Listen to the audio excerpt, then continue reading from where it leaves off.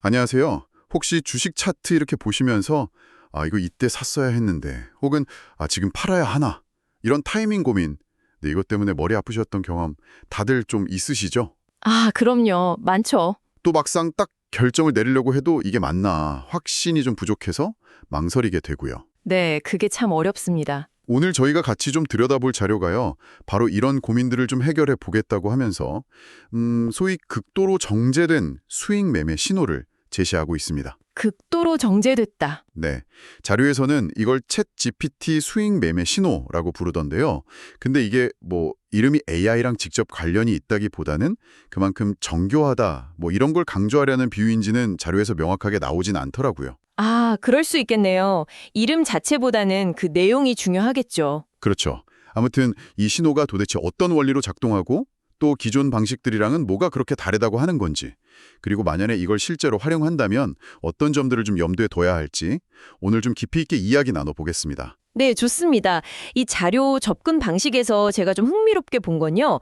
그냥 지표 한두 개 이게 아니라 무려 7가지나 되는 서로 다른 기술적 기준들을 동시에 만족해야만 신호로 본다는 거예요. 7가지나요? 와, 엄청 까다롭네요. 네, 상당히 까다로운 필터링 방식이죠. 이렇게 여러 조건을 막 겹겹이 쌓아서 신호의 신뢰도를 거의 극단적으로 높여보겠다 이런 시도로 보입니다.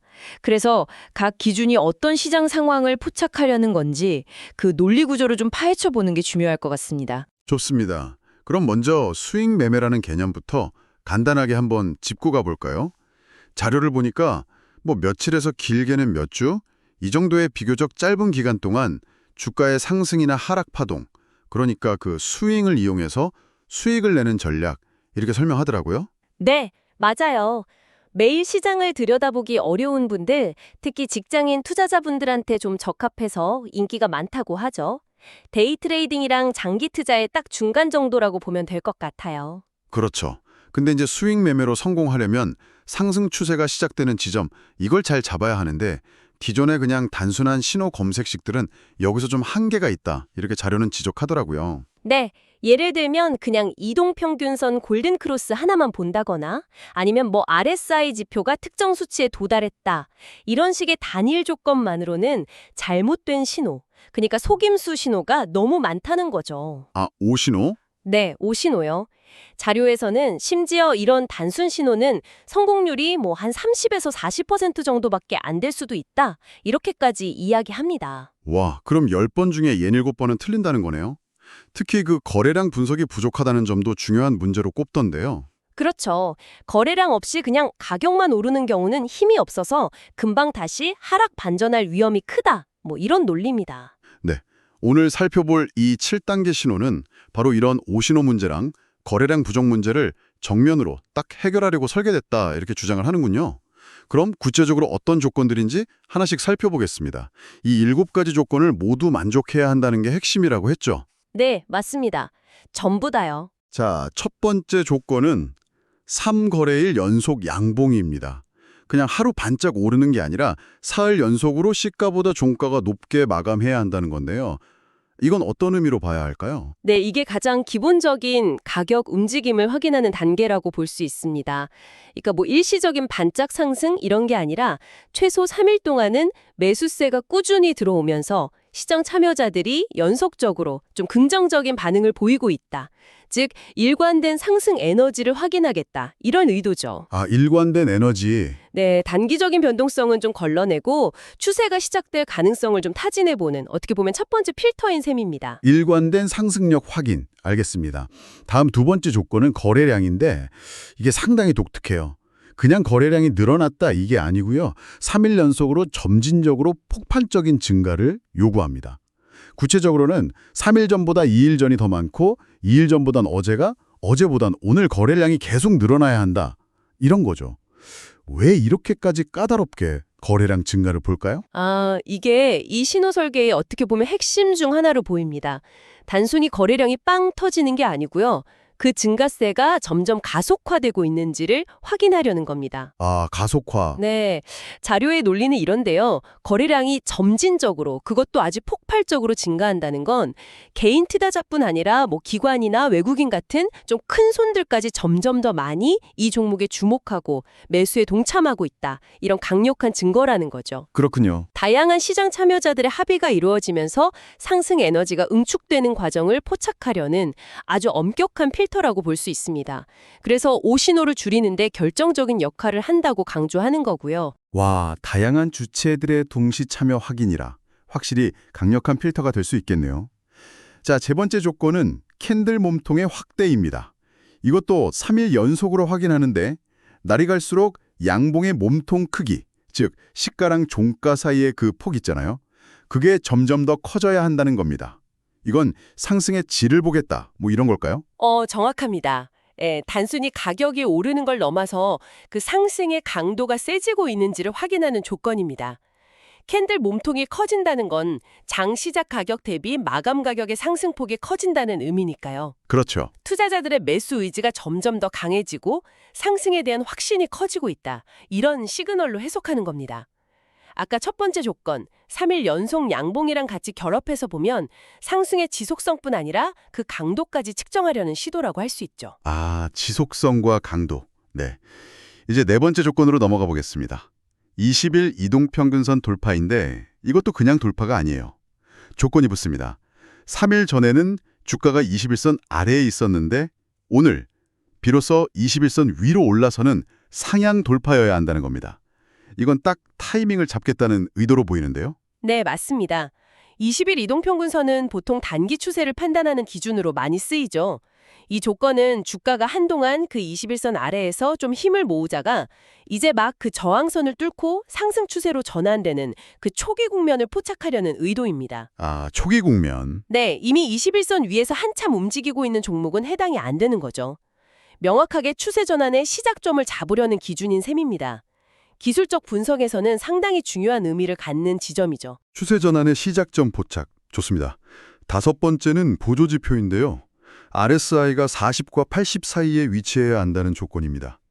보통 RSI가 70이나 80 이상이면 과열, 30이나 20 이하면 침체 이렇게 보는데 왜 하필 40에서 80 사이라는 범위를 설정했을까요? 이 조건은 과열되지 않으면서도 충분히 힘이 있는 상태, 딱 그 상태를 찾으려는 시도로 해석됩니다. RSI가 80을 넘어서면 아무래도 단기 급등에 따른 조정 가능성이 커지니까 추격 매수는 좀 피하고 반대로 40 미만이면 아직 상승 에너지가 충분히 붙지 않았다. 이렇게 보는 겁니다. 아하. 즉 너무 뜨겁지도 않고 너무 차갑지도 않은 그 추가 상승의 여력이 가장 적절하게 남아있는 골디락스 존을 찾겠다는 논리죠. 골디락스 존, 재밌는 표현이네요. 네. 앞선 조건들이 상승의 힘을 확인했다면 이 조건은 그 상승이 좀 지속 가능한 상태인지를 판단하는 역할을 한다고 볼 수 있습니다. 과열도 침체도 아닌 최적의 상태. 알겠습니다. 여섯 번째 조건은 최근 5거래일 중 신고가 경신입니다. 오늘 종가가 바로 직전 5일 동안의 최고 가격보다 높아야 한다. 이거죠.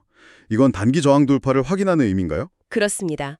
5일이라는 비교적 짧은 기간의 고점을 넘어섰다는 건 그만큼 단기 매물 부담을 좀 소화하고 위로 가려는 에너지가 강하다. 이런 증거로 보는 겁니다. 네. 바로 직전의 저항을 돌파했으니 새로운 상승 파동을 이어갈 가능성이 높다. 이렇게 판단하는 근거가 되는 거죠. 아까 네 번째 조건인 21선 돌파가 좀 중기적인 추세 전환 신호라면 이거는 더 단기적인 관점에서 상승 동력을 확인하는 기준이라고 할 수 있습니다. 마지막 7번째 조건입니다. 캔들 패턴 자체를 본다고 하네요. 양봉의 몸통 길이가 윗꼬리나 아랫꼬리보다 훨씬 긴, 그러니까 소위 장대양봉에 가까운 형태를 선호한다는 겁니다. 이건 또 어떤 의미일까요? 이 조건은 하루 동안의 그 매매 공방 결과 매수세가 압도적으로 우위를 점했는지 그걸 확인하려는 겁니다. 윗꼬리가 길다는 건 장중에 높이 올랐다가 매도 압력에 밀려서 내려왔다는 의미고, 아랫꼬리가 길다는 건 장중 하락했다가 반발 매수로 다시 끌어올렸다는 의미잖아요. 그렇죠. 반면에 몸통이 길다는 건 시가부터 종가까지 꾸준히 매수세가 유입돼서 강하게 상승 마감했다는, 즉 순수한 상승 에너지가 강했음을 보여주는 거죠. 장중에 변동성이 좀 있었더라도 결국 상승 방향으로 힘이 집중된 종목을 찾겠다. 이게 마지막 필터링 단계라고 보시면 됩니다. 와, 정말 겹겹이 필터를 쌓아 올린다는 느낌인데요. 정리를 좀 해보면 3일 연속 상승하고 몸통 커지고 신고가 경신 이걸로 상승 모멘텀이랑 강도 확인하고 거래량 폭발적 증거로 시장 참여자들 동의 얻었는지 보고 21성 돌파로 추세 전환, RSI로 과열 여부 판단, 마지막으로 캔들 모양으로 당일 매수세 순수성까지 확인하는, 와, 정말 복잡하고 정교하게 설계되었다는 인상을 받습니다. 네, 그렇죠. 이 7가지 조건을 종합적으로 딱 보면요. 이 신호의 설계 철학은 의심의 여지가 없는 강력하고 지속 가능한 상승 초기 국면. 딱 이것만 포착하겠다. 거의 이런 극단적인 보수성에 가깝다고 볼 수 있습니다. 극단적인 보수성. 네, 이론적으로 이 모든 조건을 동시에 만족하는 경우는 그렇게 자주 발생하진 않을 겁니다. 따라서 신호의 빈도는 좀 낮아지겠지만 일단 신호가 발생하면 성공 확률은 매우 높을 것이다. 이런 기대를 깔고 있는 전략이죠. 이렇게 까다로운 관문을 통과한 신호가 포착되면 자료에서는 꽤 인상적인 기대 수익률이랑 손실 관리 계획을 제시하더라고요. 평균적으로 한 5%에서 10% 정도 수익을 목표로 삼고, 반대로 주가가 신호 발생 당일 종가 대비 마이너스 2% 아래로 내려가면 그냥 기계적으로 즉시 손절매를 실행한다고 합니다. 네, 기계적으로. 이렇게 하면 평균 손실은 한 1-2% 수준으로 제한된다고 하고요. 바로 이 부분이 중요합니다. 바로 손익비 개념인데요. 수익 목표가 5-10%인데 손절폭이 마이너스 2%니까 이걸 보면 대략 2.5대 1에서 한 5대 1 정도의 손익비를 목표로 하는 설계입니다. 아, 5대1? 네. 트레이딩에서 장기적으로 성공하려면 사실 승률 자체보다도 이 손익비 관리가 핵심이거든요. 즉, 이길 때는 크게 먹고 질 때는 작게 잃는 구조. 이걸 만들어야 계좌가 우상향할 수 있는 거죠. 이 신호는 엄격한 필터링으로 승률을 높이는 동시에 이렇게 유리한 손익비 구조를 통해서 장기적인 수익성을 확보하겠다. 이런 전략적 목표를 가지고 있다. 이런 주장하는 겁니다. 그렇군요. 그럼 실제로 이 신호를 사용하려면 어떻게 해야 할까요? 자료에 따르면 증권사 HTS나 MTS, 애인인 수식관리자 또는 조건 검색 기능, 이걸 이용해서 이 7가지 조건을 모두 만족하는 로직을 직접 입력해야 한다고 합니다. 아, 직접 만들어야 하는 거군요. 네. 그리고 신호 포착의 가장 좋은 시간대로는 오전 개장 직후 30분, 그러니까 9시에서 9시 30분 사이를 추천하고 있네요. 그 이후로는 밤 사이의 정보나 해외 증시 영향 같은 게 반영돼서 강한 움직임이 나오는 시간대이기 때문이다. 이렇게 설명하고요. HTS나 MTS에서 직접 수식을 구현하는 방식이라면 사용자가 기술적으로 접근하는 것 자체는 가능하겠네요. 다만 말씀하신 개장 초반 30분은 변동성이 가장 큰 시간대 중 하나잖아요. 그렇죠. 엄청 요동치죠. 네, 그만큼 빠른 판단이랑 주문 실행 능력이 요구될 수 있다는 점, 그리고 이 시간대의 움직임이 때로는 좀 오버슈팅일 수도 있다는 점은 염두에 두어야 합니다. 자료가 제시하는 최적 시간대에도 나름의 장단점이 있는 셈이죠. 그러네요.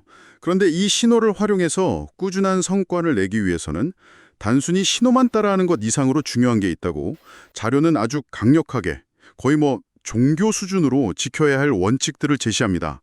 이 부분이 오히려 성공의 열쇠다. 이렇게 강조하는 듯한데요. 네, 맞아요. 아무리 정교한 신호라도 그걸 실행하는 과정에서 원칙 준수가 뒷받침되지 않으면 사실 무용지물이 될 수 있다. 이 점을 강조하는 것이겠죠. 어떤 원칙들을 제시하고 있나요? 첫째는 아까 잠깐 나왔던 손절매 규칙의 절대적 엄수입니다. 신호 발생 당일 종가 대비 마이너스 2% 하락 시 어떤 미련도 없이 즉시 매도하라. 아, 이번 한 번만 버텨볼까? 이런 생각은 절대 금물이다. 이렇게 못을 받고 있습니다. 손절매. 이게 감정적으로 가장 실행하기 어려운 원칙 중 하나죠. 하지만 미리 정해진 손실 한도를 기계적으로 지키는 건 예상치 못한 큰 손실로부터 계좌를 보호하는 가장 기본적인 안전장치입니다. 특히 이 신호처럼 높은 손익비를 추구하는 전략에서는 손실을 짧게 끊어내는 것이 더더욱 중요해집니다. 둘째는 단계적 수익 실현, 즉 분할 매도입니다.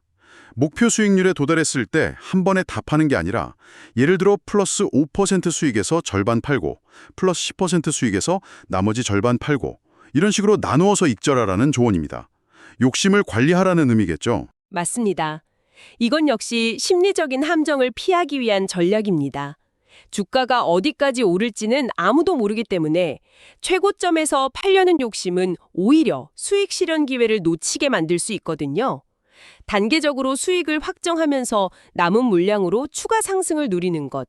이게 리스크 관리와 수익 극대화 사이에서 균형을 잡는 합리적인 방법 중 하나입니다. 셋째는 보유기간 제한입니다. 이게 수익 매매 전략이니까 신호 발생 후에 1일에서 최대 3거래일 안에 매매를 완료하라고 권장합니다. 3일이 지났는데도 목표가나 손절가에 도달하지 않았다면 그냥 현재가에 매도해서 포지션을 정리하라 이런 겁니다. 왜 이렇게 기간을 제한할까요? 수익 매매라는 게 단기적인 가격 변동성을 활용하는 전략이잖아요. 포지션 보유 기간이 길어지면 길어질수록 예상치 못한 시장 변수들, 뉴스라든지 이벤트 같은 거에 노출될 위험이 커지기 때문에 의도했던 단기 시나리오가 3일 안에 실현되지 않으면 일단 빠져나와서 리스크를 관리하라 이런 취지입니다. 수익 매매의 본질에 충실하라는 원칙으로 볼 수 있겠죠. 마지막 네 번째 원칙은 분산 투자입니다. 아무리 좋아 보이는 신호가 발생한 종목이라도 절대 총 투자금의 30% 이상을 한 종목에 투입하지 말라고 강조합니다. 여러 종목으로 나누어 투자하는 것을 습관화하라는 거죠. 이것은 자금 관리의 가장 기본 원칙이죠. 어떤 뛰어난 전략이라도 100% 성공을 보장할 수는 없으니까요. 특정 종목에 몰빵 투자를 했다가 만약 실패하면 회복 불가능한 손실을 입을 수도 있기 때문에 여러 종목이나 자산에 분산 투자해서 개별 종목 리스크를 줄이는 것이 중요합니다. 정리하면 기계적인 손절매, 분할 익절, 짧은 보유기간, 분산 투자 이 네 가지 원칙 준수를 그토록 강조하는군요. 네, 사실 이 원칙들은 이 특정 신호뿐만 아니라 대부분의 성공적인 트레이딩 시스템에서 공통적으로 강조되는 위험 관리 및 자금 관리의 핵심 요소들입니다. 어쩌면 자료가 종교 수준으로 지키라고 표현한 것은 이 신호 자체의 정교한 만큼이나 이러한 실행 원칙의 철저한 준수가 실제 성과에 결정적인 영향을 미친다는 것을 역설하는 것일 수도 있습니다. 좋은 도구도 제대로 사용하지 못하면 의미가 없으니까요. 네, 이제 마무리 단계인데요. 자료는 마지막으로 몇 가지 중요한 유의사항을 다시 한번 환기시키면서 끝을 맺습니다. 첫째, 너무나 당연하지만 또 중요한 이야기죠. 과거 데이터에 기반한 성과가 미래 수익을 절대 보장하지 않는다는 점입니다. 시장은 끊임없이 변하니까요. 네, 그렇죠. 백테스팅 결과가 아무리 훌륭해도 그건 과거의 특정 시장 환경에서의 결과일 뿐입니다. 미래에도 똑같이 작동하리라는 보장은 어디에도 없죠. 시장 상황 변화에 따라서 전략의 유효성은 언제든 달라질 수 있다는 점을 항상 인지해야 합니다.